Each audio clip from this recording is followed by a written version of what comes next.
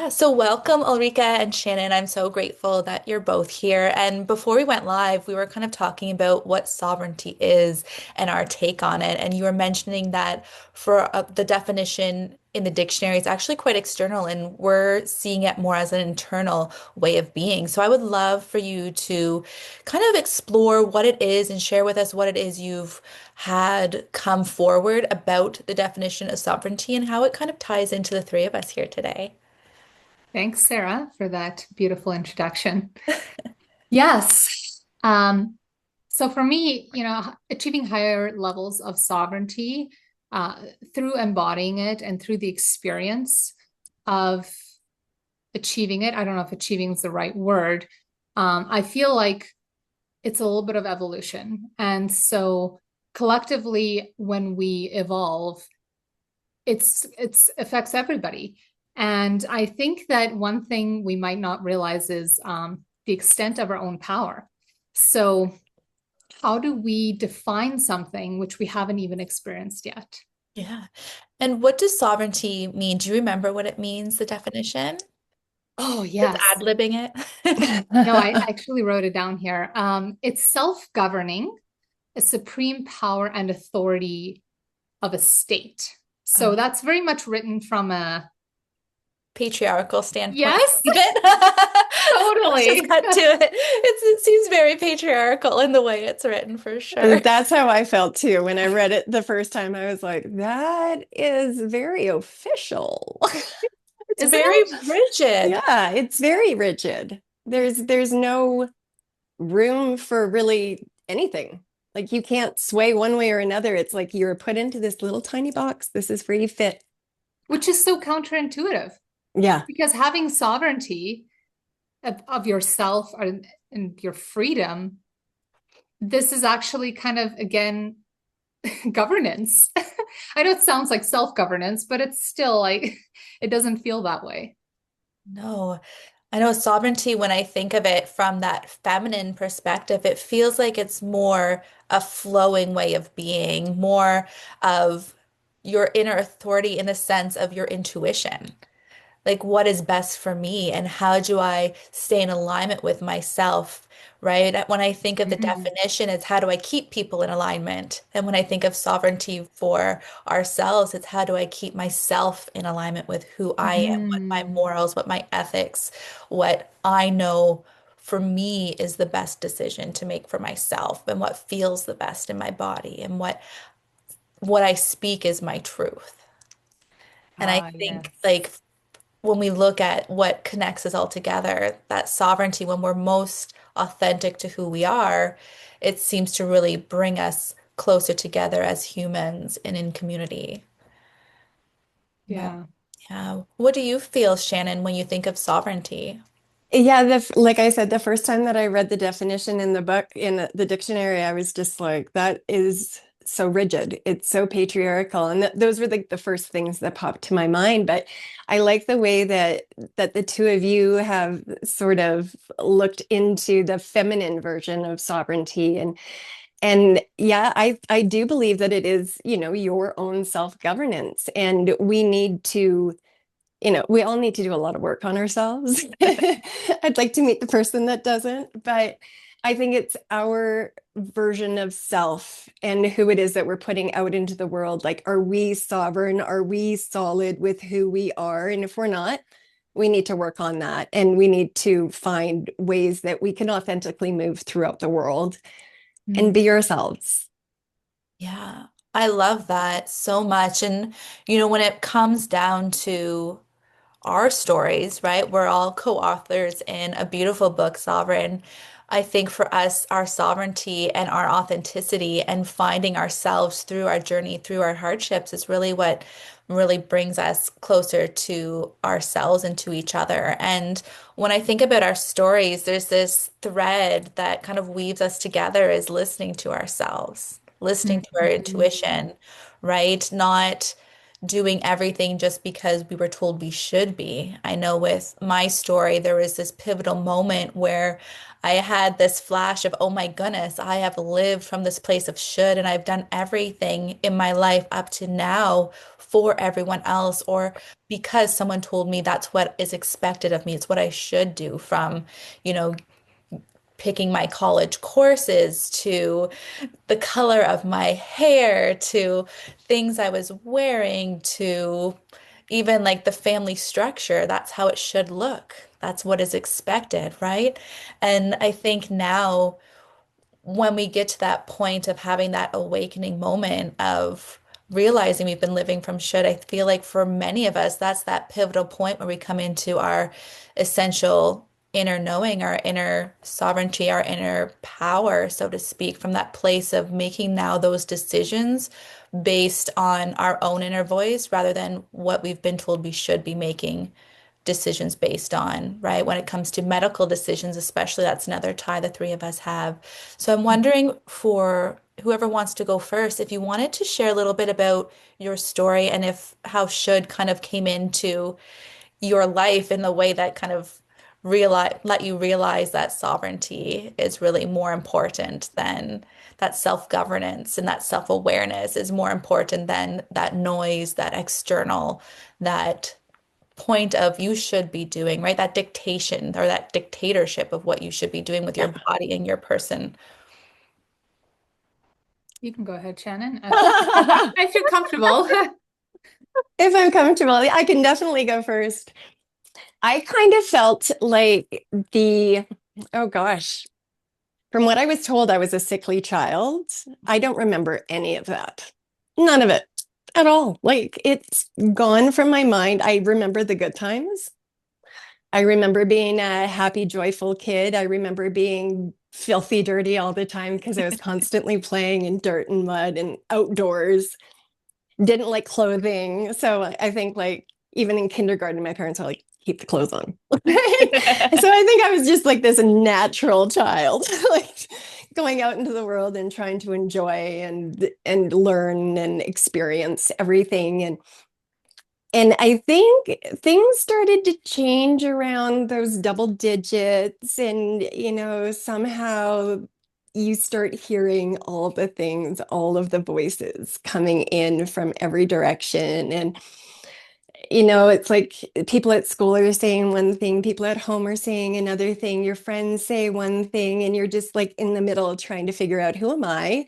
How do I navigate my way through this? And a lot of us, well, me, I know I'm going to speak for myself. I personally wanted to fit in. Mm. I fitted at home. I was welcome and celebrated at home and in my family. And I had a bunch of aunts and uncles and a bunch of cousins. And we were like this little mob that went through the world together. And when I was with them, I was protected. Everything was happy and joyful and love. It's like so much love.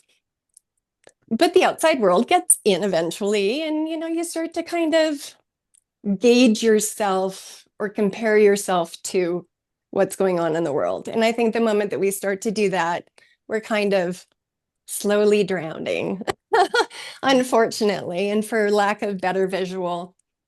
I think the more that you start to compare yourself with other people and other things going on in the world, you're like slowly sinking, like more rocks are being added to your feet and you're just going down. And the older I got, I think the more I kind of felt like I had to do that I had to conform, that I had to be what everybody else thought I was. And I was always the happiest and most joyous when I was myself, when I got to be me and not care about what anybody else thought. And when I first got sick, I was sick for a couple of years. And then I think my parents just got to the point where they were like, we need to do something. I was diagnosed with Crohn's disease at 16, had my first surgery at 17. Lots happened in between the diagnosis and the surgery, and my entire life changed. So I was trying to I think, appease everybody else but me. Yeah. So I started to listen to what the doctors were saying, and the things that they were saying, I started putting as labels on myself.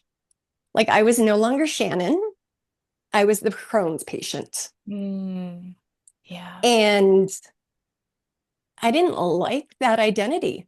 I didn't want that identity. And so for a really long time, I felt shame about it, didn't want to let people in. But Crohn's disease can be a very silent disease. Like you generally can't tell a person has it. A lot of those autoimmune diseases are like that. And you couldn't tell that I had it until you knew I had it. And I went from being really healthy, athletic, tons of energy, involved in lots of sports. I was swimming competitively. And then things just stopped working and I lost a lot of weight very fast. And then it was kind of like I wore my diagnosis on my chest because it was either I told people I had Crohn's disease or everybody thought that I was bulimic or anorexic. Like there was nothing in between. Yeah. Like everybody that knew me from the healthy Shannon, they looked at this new Shannon and they were like, ooh, ew, like what happened Going to on? her? Yeah. Yeah. So I had to start telling people because there were rumors going around that, Shannon doesn't eat because she's anorexic or she Mm. was in the bathroom throwing up because she's bulimic. And I finally had to tell people, no, actually, it's Crohn's disease. I have no control over any of this. And the more I told people, the better I started feeling for the most part, because I kind of felt like I had a team out there, like my friends knew, my family knew. So I had like this little buffer between me and the world. And if I wasn't feeling well, my friends would tell people why. And like they would kind of stand up for me and be like, oh no, you leave her alone. Like she doesn't feel very good right now. And Uh, it was kind of nice. I had like little bodyguards. uh, But you know, after a while, I was only 16 at the time, but I kind of felt like I was forced to grow up quickly. Like I had to adopt medication regimens. I had to make sure that I was eating and sleeping and drinking enough water and not drinking alcohol at all. And I don't know what you guys were like when you were 16, 17, 18, but if you were told not to do something, you thought like, oh, I've got to do it.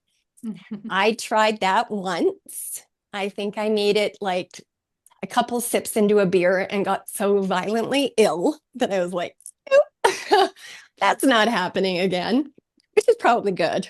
Yeah, so I had to be more mature than I wanted to be. I had to grow up faster than I wanted to. Um, I'm pretty sure that I was probably quite toddler like at times, throwing my little fits of, I don't want to do this, I don't want to do that. Um, I'm sure my mother can attest to all of it. She's a saint for putting up with me. But yeah, it was like getting sick at such a young age. I didn't have authority over myself yet. I mhm. didn't know who I was. I didn't have a place or a direction in which I knew I belonged. Yeah. And therefore, I feel like I flailed Yeah. for a good long time. And looking back at it now, like I was way stronger than I thought I was. Yeah. Honestly, like way stronger. The emotions are coming up now. That's good. But yeah, like honestly, the more I let other people in, the more I didn't feel like myself. Oh, The more I realized that if I was doing things for other people, that I wasn't benefiting myself. And it didn't matter if it was a lifestyle change or just changing little things in your diet or, having to stick to the schedule of medications and doctor's appointments and all of that stuff. I felt like a robot after a while. Yeah. And I kind of just let the world input their programs, basically. Like, okay, this is what you have to do. This is where you have to go. This is who you have to see. Repeat. And it was just like every day it was a new doctor, it was a new medication, it was a new test. And even after being diagnosed, they still kept testing. They wanted to see how bad it was or how good it was, or, like they were just tests all day, every day. It felt like tests. The older I got, the more I started filtering what was coming in. And then finally, one day I wrote about it.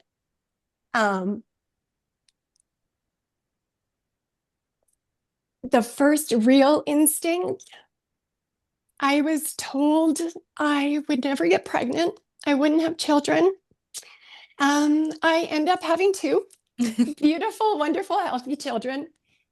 But I remember having like one of the first major appointments after you're pregnant. Like I can't remember the exact length of time. I don't know if it was like 15 weeks, 20 weeks, something. But I was in for an ultrasound and the OBGYN had been brought in and she was trying to tell me that the way my child was sitting, it didn't look like she had a full brain, and they wanted to do an amnio. And I was like, what do you mean? How is she sitting? And like, she was sitting behind my pelvic bone. So the imaging cut her off and like caused shadows. I don't know exactly what it was. I wasn't an X-ray tech or an ultrasound tech, but everything that they were saying to me, I was just like, how would the women have done it like 200 years ago? They never would have known this. Like, women gave birth all the time. Why am I letting these people tell me that I need to do something? This child is fine. I know this child's fine. And everything around me, it just kind of slipped away. And I got this immense feeling of she's fine. And that was the other thing. Yeah. She's fine.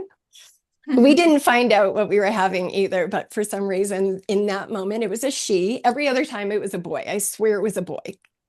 But in that moment, I was like, no, she's fine. She's going to be good. I'm going to have a full-term natural pregnancy. I'm going to give birth naturally. Like I saw all these things sort of fall into place and I was like, nope, we're good.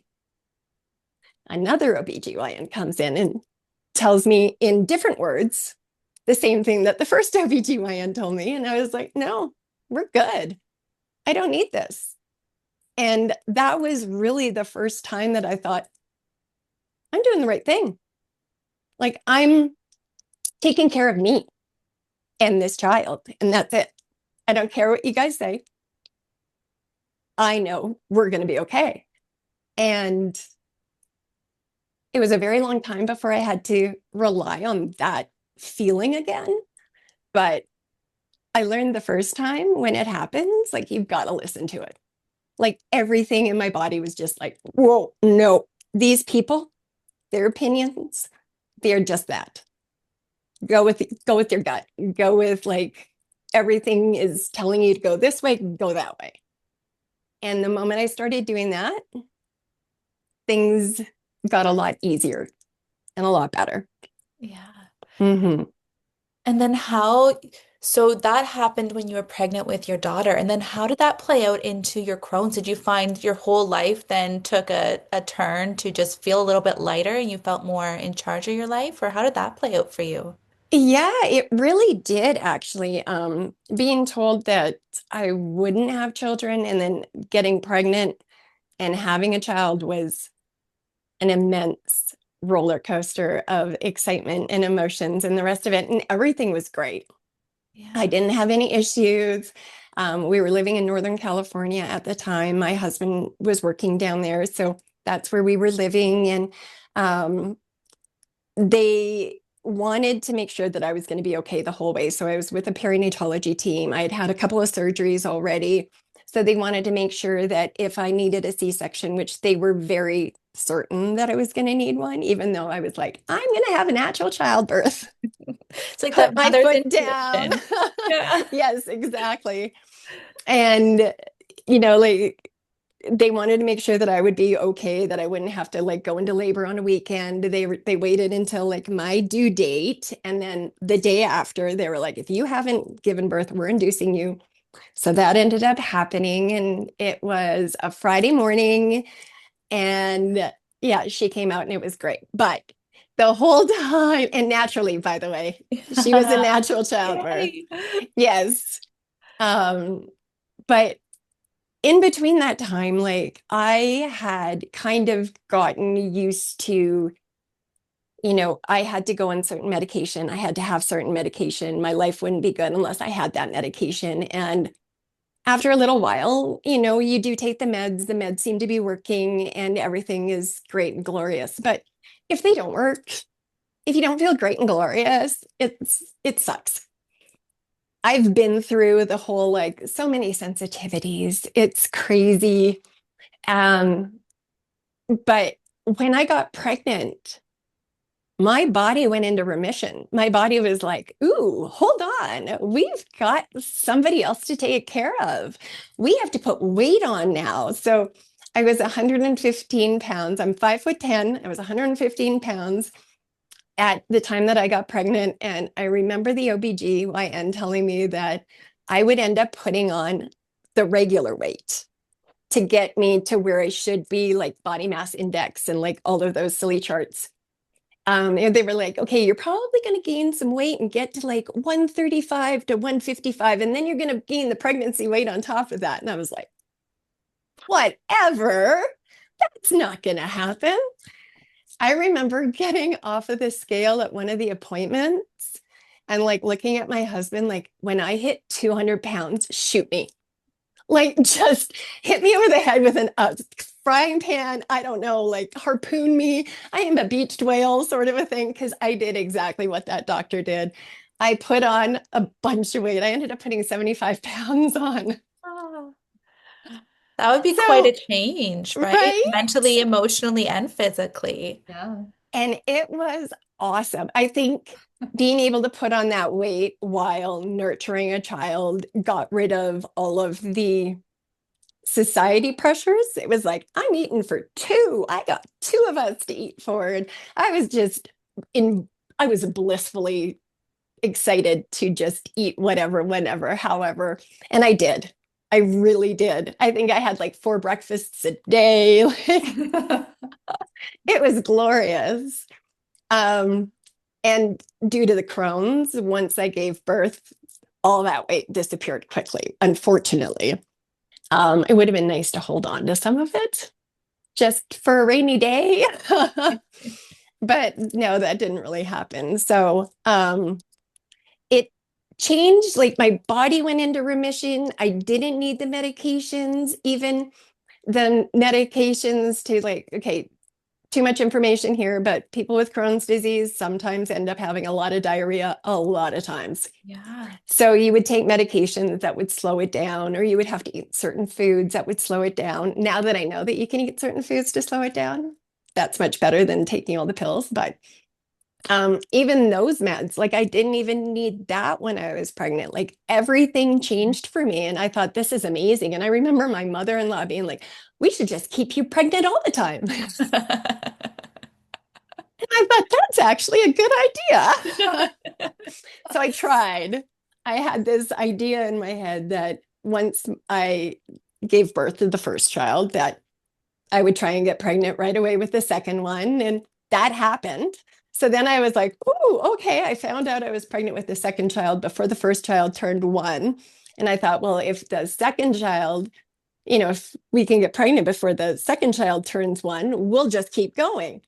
I'm sure that my husband would have been like, I'm sorry, can I have some say in this deal you're making with the universe right now? But we decided, as he puts it, we have our replacements and we're good.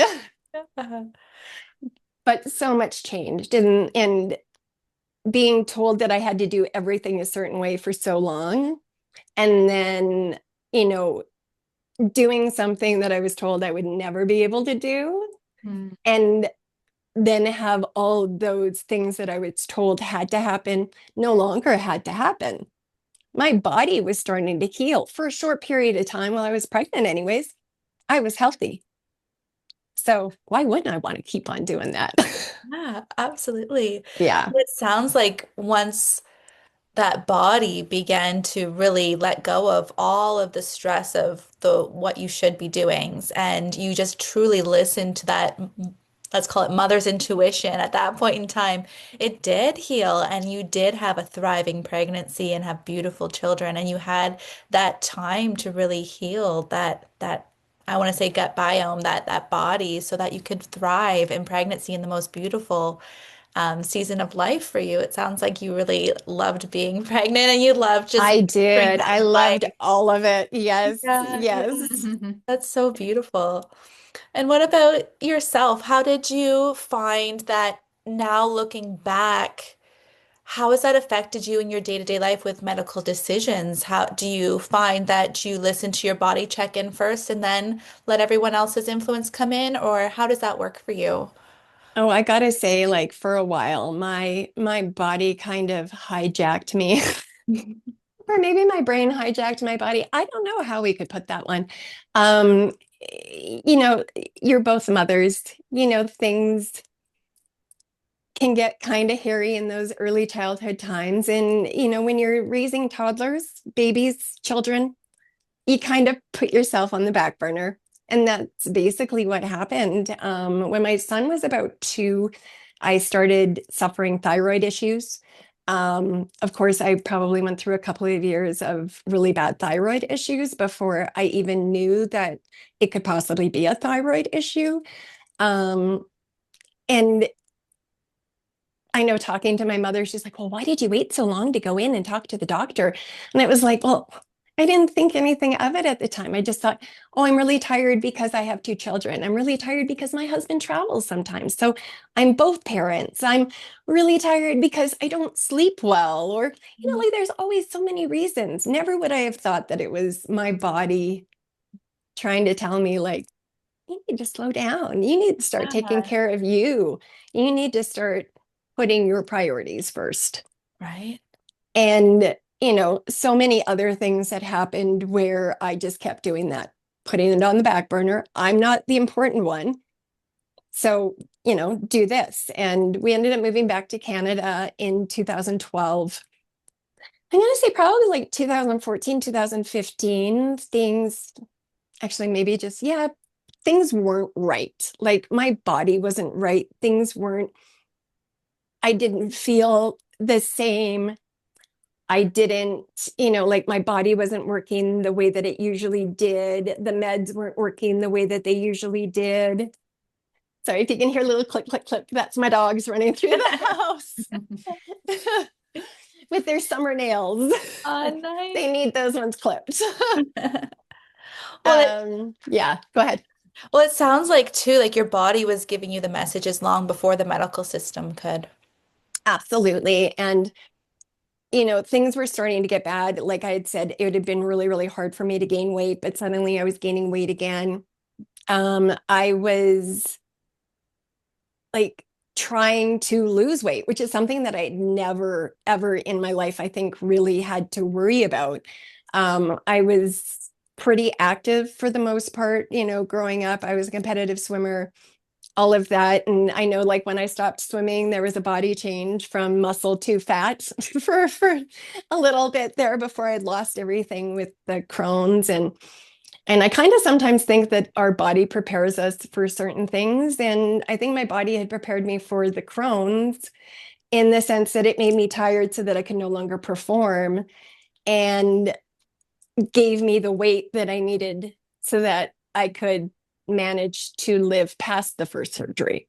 Yeah. Because I was very, very, I was 89 pounds before the first surgery. Oh, wow. Yeah, I had been in the hospital for probably a month or so, and the doctors wanted to plump me up, and it wasn't happening. So they're like, we need to do the surgery now. And And being itty bitty, it was very difficult to oxygenate me and, keep my heart beating. And it stopped for a while, and they didn't oxygenate me for a while. And I had a near-death experience or a vivid dream of some sort. And it was phenomenal and incredible. But like, your body does so many wonderful things to protect you.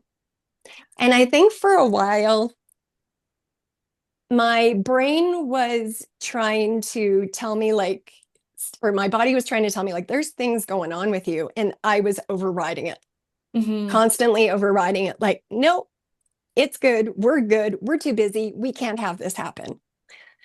And I like to think now that the universe is pretty wise, and, whether it's spirit or God or whoever, they have a they've got different plans for you at different points in your life. And, if you're not going to listen, somebody's going to make you listen. And I think that that's what a lot of my medical symptoms have been to do. Like, I started feeling really bad after we got back up in Canada, and I was getting bloated, and I was having all these issues and putting on tons of weight, and kept going to my doctor, and my doctor's like, "You're fine. It's the Crohn's. You're fine. It's the Crohn's." Well, I drank alcohol. Hmm. I always drank alcohol. I mean, except for the times when I was younger and told not to drink alcohol. We learned that lesson. But um, I'd started using the alcohol to kill the pain. It was agonizing. Like, I'd go through the day meditating and just even praying, like, just let the pain subside long enough that I can get home, Yeah. long enough for, just get through dinner. And then I could go to the bathroom and cry and, do what I've got to do, and then wipe those tears away and come back out and be mom again. And I knew that it it was serious, but I'd gotten to the point where I was so scared of what it could be that I just drank more. Yeah. Yeah. And it helped the pain, but it also caused more. Yeah. So I checked out of life, basically. And on June 24th, coming up for 6 years, June 24th of 2019, I went to the bathroom, I went to flush, and it's all blood. And that's scary. That's really scary. And my husband, of course, took me right to the hospital. And for 3 days, I was pumped full of blood product. I think it was 7 blood transfusions before I started to, like, hold on to the blood, and my platelets started rising, or my hemoglobin started rising. And then I was told I had stage 4 decompensating liver cirrhosis, and I needed a transplant, or I may not see my next birthday, which is September. Right. So that was That was life altering. terrifying. It was frightening. And at the same time, this thing came over me again. And I had a feeling like everything's going to be fine. I'm going to be fine. And I kind of pushed it aside a little, like, you're not going to be fine. It's stage 4. Hello, you know what stage 4 is. Like, when somebody hears stage 4 something, you think it's a death sentence. Who lives past stage 4 anything? But no, I had no thought of death or pain or harm or anything. I was like, no, you're going to be fine. You're going to be fine.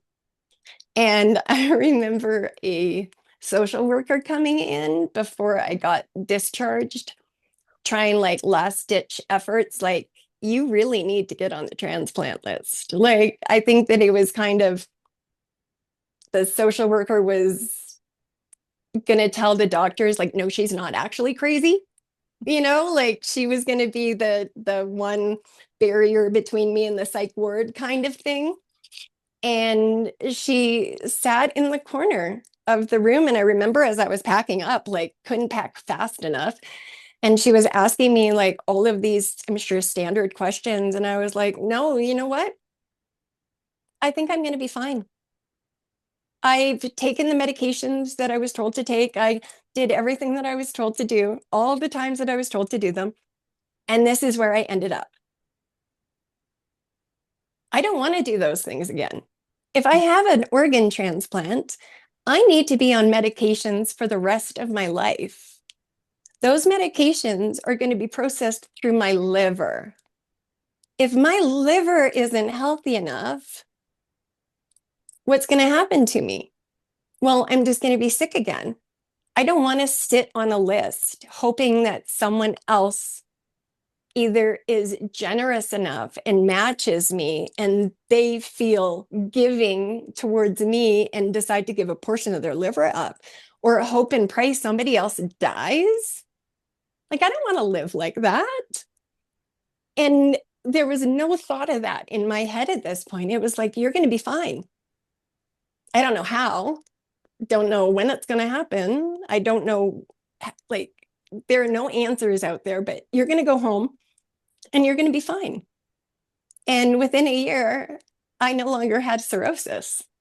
Whoa. Within a year, I had nothing wrong with my liver. My liver was coming back to life. It was totally regenerating, just like the liver should. Yeah. And had I let all those voices in, I don't know where I'd be right now. I don't know if I'd be alive right now. Like, I was at the point of giving up. Like, I was in so much pain every day. And like, when your liver starts to go, your whole body starts to go with it. Like, your blood isn't being purified properly. You're getting brain fog. I couldn't remember conversations I would literally have 2 minutes before. I could remember the things that I remembered prior, but that was it. Like anything, any new knowledge, like it was like I had a traumatic brain injury. Like you could tell me a million times, I'm not going to remember because my brain isn't functioning. And then I was on meds that also made me cloudy and like all of these other things. So now it's like I've basically gotten rid of every single solitary medication. I'm on Synthroid right now for my thyroid still, but I'm determined to fix that as well. So, and I'm working towards it. My blood levels have been the best ever. So it's going in the right direction. That's so exciting, Shannon. And I'm wondering, what are you doing? It sounds like you're doing a lot of mental work, like you've detached from the diagnosis. You've allowed yourself to have faith and let yourself really vibrate at that higher frequency of health and vitality. And I'm wondering what else you've done to kind of help yourself come into this state of really health and literally rejuvenation. Yeah. Well, I think the first part of it was definitely like, get me back. Yeah. I had a lot of swelling. Like I was holding on to a lot of water weight, and like you could put your hand lightly on my ankle and take it away, and your handprint would be there for like an hour. It was horrible. And so I had to get rid of the ascites. There was lots of things that I had to do. And thankfully, it was summertime in Canada. And the only thing that I felt to like doing was sitting outside. Ah, nature is its best medicine. Exactly. Like I went outside and I had to be out in the sun. I wanted the sun on me at all times. And I think that that may have been one of the best cures for me was nature, whether it was, feet in the grass, belly out in the sun, like just every part of my body.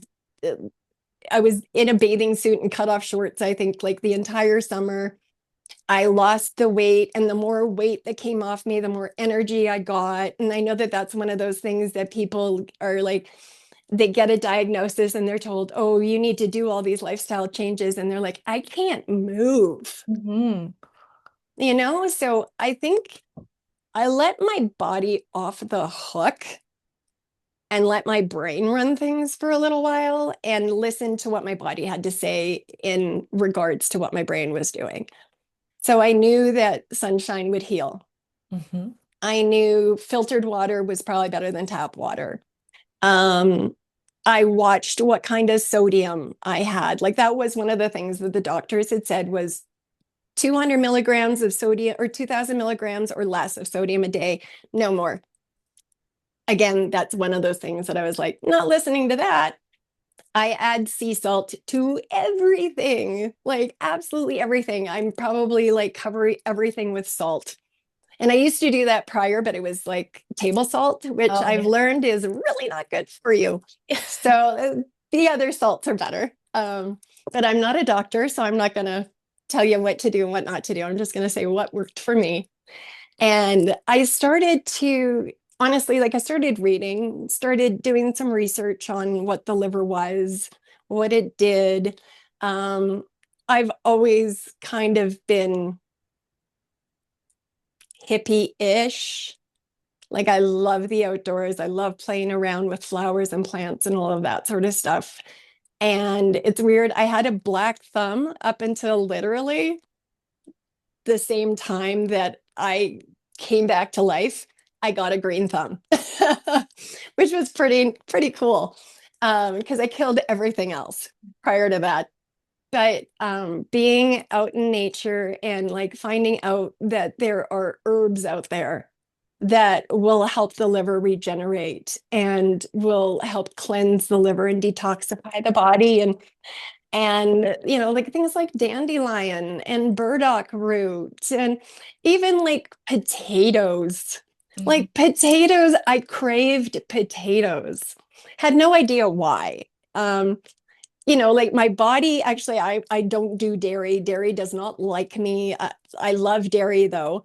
But it's always been like, nope, you can't have it. I try, it kicks me in the butt, and I try again, and it's a horrible vicious circle. But I never drink milk. And it's this weird thing when I started, I figured about, I'm going to say like 4 or 5 months before finding out that I was bleeding internally. I think I had started bleeding internally. I craved milk. Oh. I couldn't get enough milk. And I read somewhere, or maybe somebody told me, I don't know, but there is like a chemical in the milk that can actually stop bleeding. Oh. Like I don't know if it's something to do with the calcium or the fat or Hmm. the, you know, what it is, but I just thought that is absolutely crazy that my body knew to reach out for something that I don't like, Yeah. that does not tolerate me, and I had to have it. Like I still remember my husband looking at me some days like, what is going on? Is this like a pod person that's, you know, come to life? Like, why are you drinking milk? And it was like, I had to have it. Yeah. I absolutely had to have it. And there were certain things afterwards that I was like, my body has to have. And I love the dandelion and the burdock and the potatoes. It was like my body had to have the potatoes. I don't know what it was. Maybe it was like the nicotine in it, or, you know, who knows? All this new stuff about nicotine's coming out. So I've been reading about some of that and finding out that potatoes are a nightshade that has nicotine in it. Maybe that was it. Or maybe it was I needed the carbs, or Yeah. that would be my alarm. Yeah. I Yeah, find, like so listening to my body now has been more beneficial than anything else. So I'm going to continue with that. yeah, I love that you healed yourself and you truly listened to your inner voice, what your body was speaking, and using that brain to, discern first and listen, letting the body then choose if this is the path it wants to go on or not. And I think that's so powerful for anyone who's listening. And I'm so excited for people to really dive into your chapter in the book and really understand your story and maybe relate to it because I feel like we're all looking to have that person that we can connect with to give us that hope and faith that we can heal ourselves, that just because we get a diagnosis of stage 4, it's not a death sentence. And by disconnecting from that diagnosis, we're actually empowering ourselves to come into our own power, our own ability to heal through nature, through our body, right? We're all energetic beings. And when we shift and connect with the world around us, like we're able to heal, and our ability to heal is far more powerful, I think, than we can even fathom. And I know, Ulrika, you were saying too that you've had a similar experience where you've had that diagnosis or coming into that place of, I think I really need to listen to myself here. Would you want Yeah. to share a little bit about your story? Because I feel like it ties in beautifully. Yeah, sure. Um, I definitely, I've always had a trust in myself since I was very young, which I think is, developed my intuition. But I definitely wasn't comfortable in sharing my diagnosis with anybody around me. And part of that, when you asked about the what should you do, I was avoiding that. So by not having to tell people, inviting people to tell me what they think I should do. And I knew that was going to happen. Even the people that loved me, that would, want to help me, I was effectively just shutting that out because I'm like, this is my process. I'm going to heal myself. I've got my husband, I've got my very supportive doctor, and that's all I'm going to need, which is a little bit sad looking back at it, right? That I didn't feel that I had a bigger support system that I could lean on. And I'm sure most of my family would say, well, of course we were there, but I didn't have the safety. Mhm. So for me, it was a lot about creating safety in my life. And my diagnosis, yeah, it started out super interesting. It started out with, and I might be varying from your question here, so remind me if I if I'm not answering it. It started out with a movement disorder diagnosis. So I had tremors that evolved very quickly throughout my body, from my right hand to my legs to my jaw. I couldn't keep a comfortable, like relaxed jaw. My teeth would clatter. I had like this twitchy eye that drove me mental, and internal tremors that nobody could see. And it felt like I was living in two different worlds because my experience could not be seen by other people. And one part of me was proud that I could hide it from everybody. Yes. It was my sense of control. Yeah. But I also, yeah, I felt like nobody could see me. Yeah. And one thing I didn't touch on in my book or previously talked about was I was up for a promotion, and I also didn't want my job to know because I thought that, like, I drive around, I have to check on properties. And so I was worried that they would be concerned about my future, right? Especially when I did my MRI and I heard I may have Parkinson's.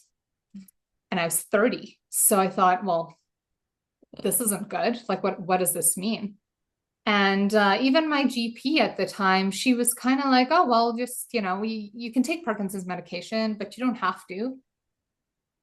But it felt like there was no real insight into it or interest in looking at various different options. And so I decided to do that. Well, that's me. I decided, no, this is not happening.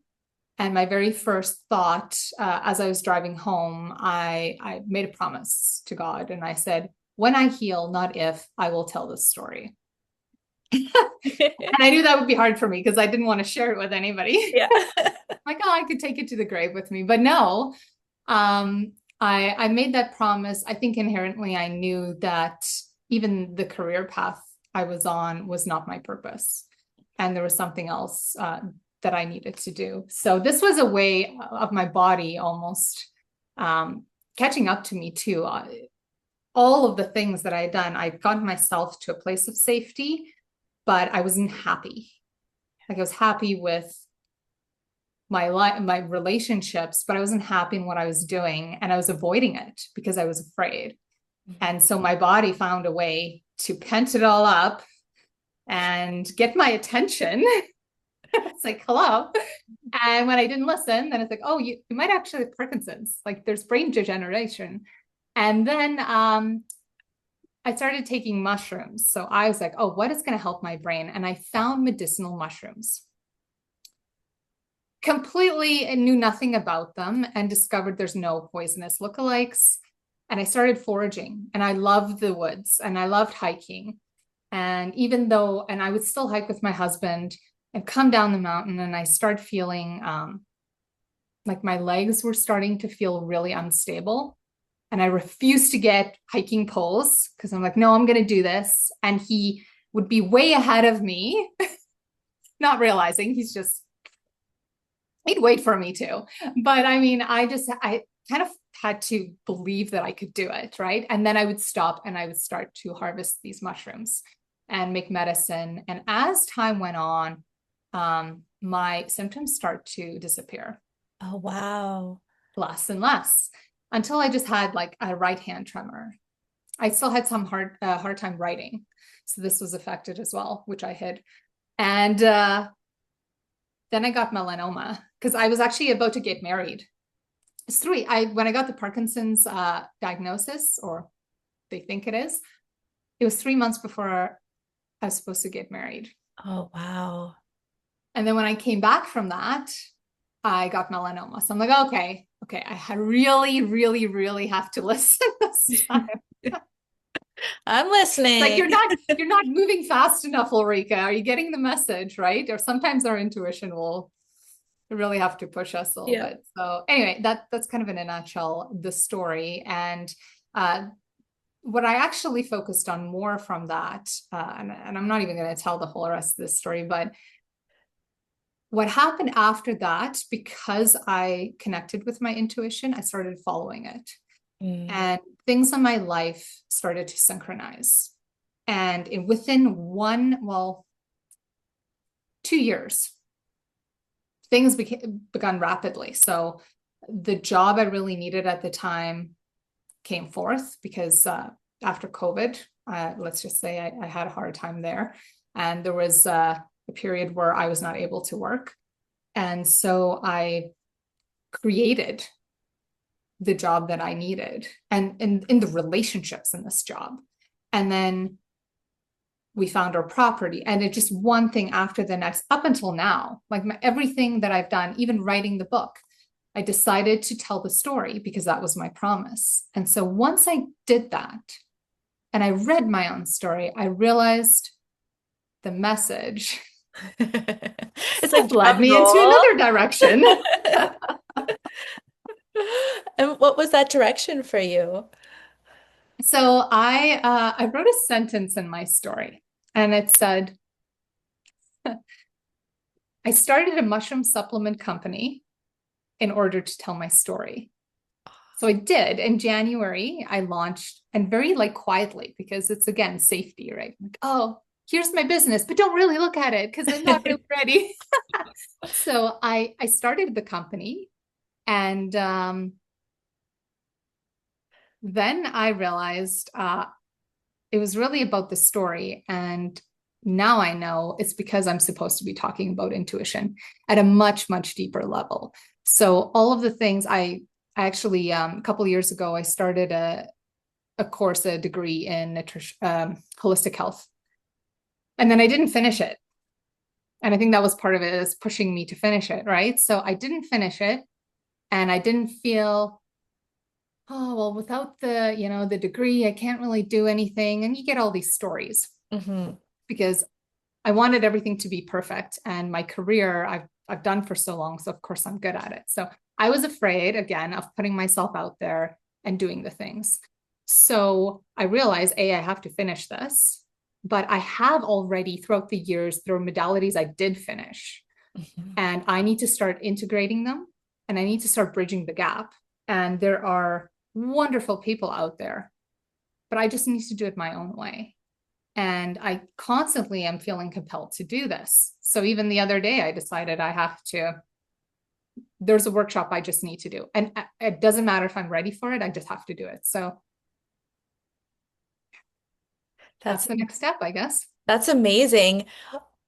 I'm just like blown. I'm like, what is your company? Like, Oh, would you mind dropping? I know you're like, I don't want, didn't want to be seen, and I'm just like, tell me more about your company as well, because I feel like for you, yes, like you said, that story is a big component as to why you're doing what you're doing and why you built what you built. And I think from someone who is ingesting that substance, they're also getting your energy in there, mm, and with that story backing it up, the energy of like you are able to heal yourself, that push to kind of let yourself be seen, not necessarily with all the masks, but that truest version of yourself and listening to your gut and letting that guide you. And it's almost like I feel like you're wrapping your arms around them and giving that extra support within the oh, medicine to move forward on their own healing journey. And I feel like that's sprinkled into your medicine. And I'd love to know the company because as I'm sitting here, I'm like, oh my gosh, I would love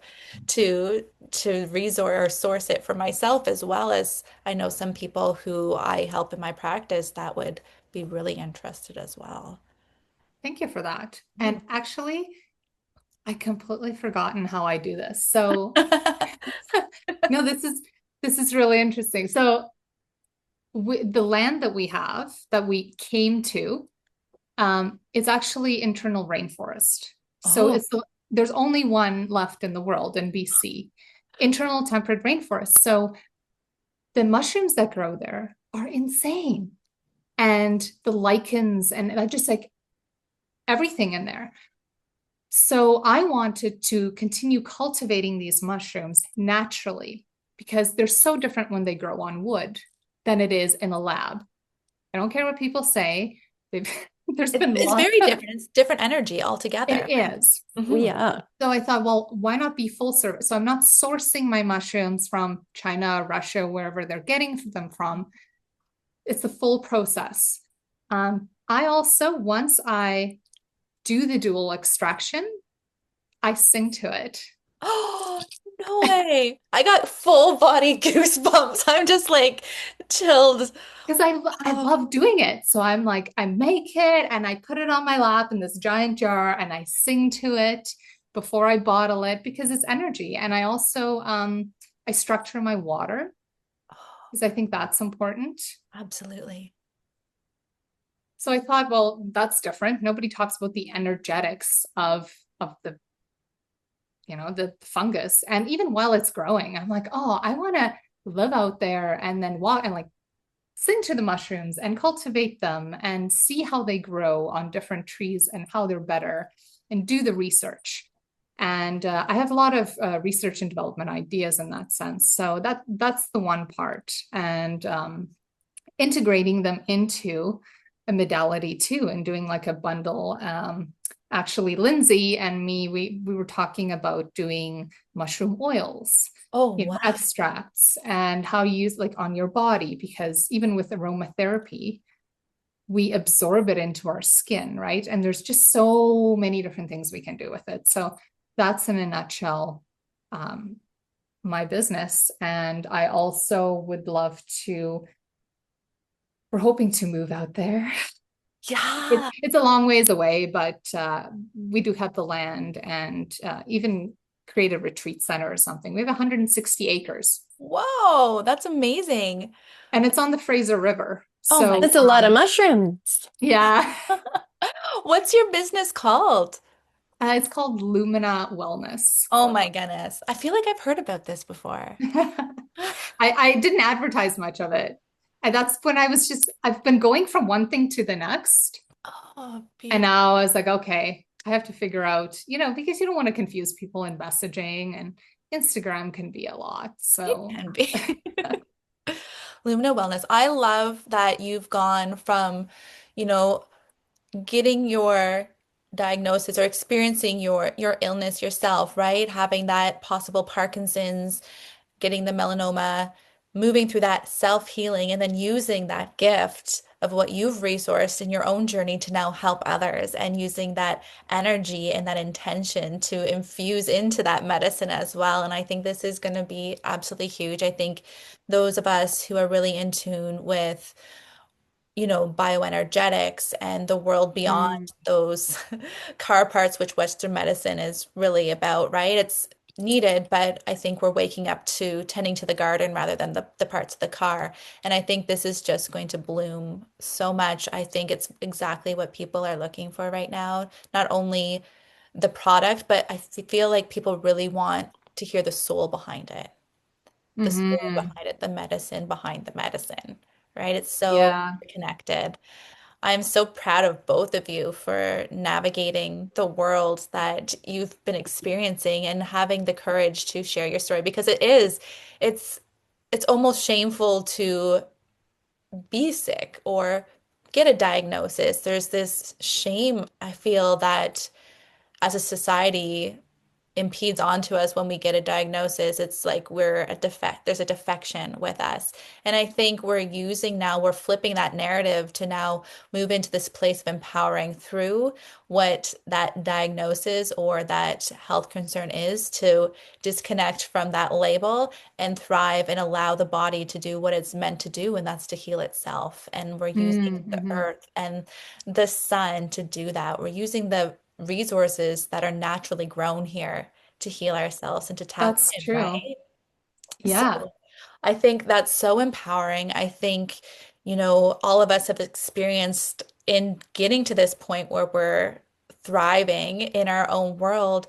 We've had to experience that, maybe that piece of you're crazy, and we still move through it. We still listen and we still honor our intuition. And is there anything either of you would like to share with someone who's maybe at the beginning of this journey?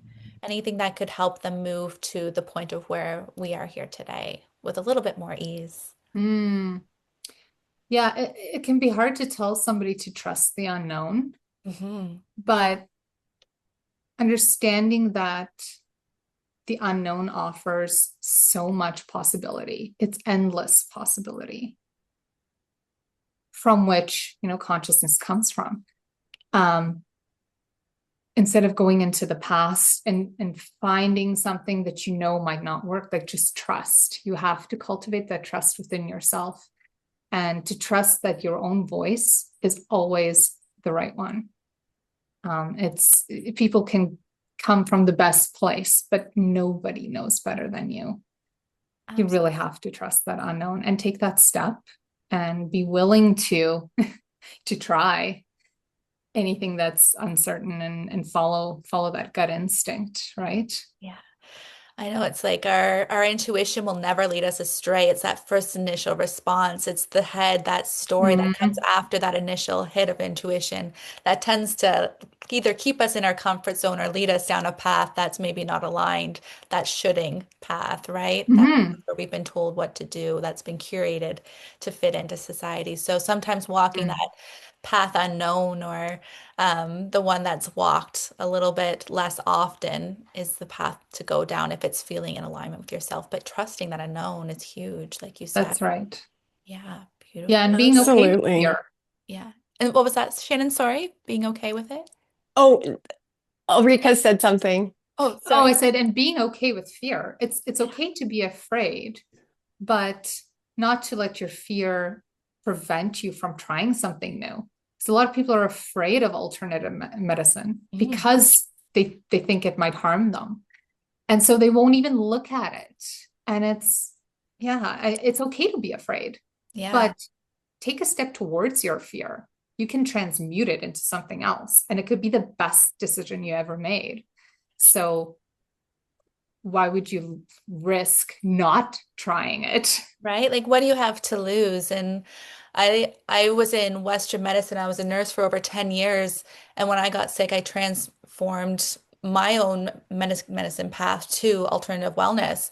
And it's really interesting because, with alternative wellness, again, it's like the what do you have to lose? And when you are able to step into that unknown, you're just opening up the doorway for some more beautiful things to come forward. And it's a lot of ancient medicines that are considered alternative medicines, medicines that have been around for a heck of a lot longer than any Mm-hmm. of the Western medicine. And all of the medicines really that we're seeing as pharmaceuticals are derived from or are mimicking that of our plants and our natural and alternative medicines. So I encourage everyone just to kind of let's look beyond this narrative that we've been fed. And if it resonates with you, absolutely beautiful. And if not, that's okay too. But just stepping past that fear threshold into the unknown with maybe caution and curiosity. There's nothing to lose here. And I think there's a place for both Western and alternative medicines, and they're really beautiful when they come together and merge in a care plan. So letting Hmm. yourself, maybe you continue on the medicinal path, but then integrate alternatives such as mushrooms or energetic healing or traditional Chinese medicine, letting yourself find that path again that may be lesser walked, but aligns with you is really important. Yeah. Absolutely. And another thing is no doctor knows how you feel. Absolutely. You need to speak up for yourself. No one else is going to do that for you. If you are afraid to stand up for yourself, write things down before your appointment. Give it to a friend. Bring the friend with you to the doctor's office. Ask the doctor if you can record the appointment. Like there are so many things that you can do because I don't know if you guys are the same. You walk into an appointment and everything the doctor says in one ear, right out the other. Mm-hmm. So it's you have to fight for yourself. Nobody else is going to do it for you, Yeah. basically.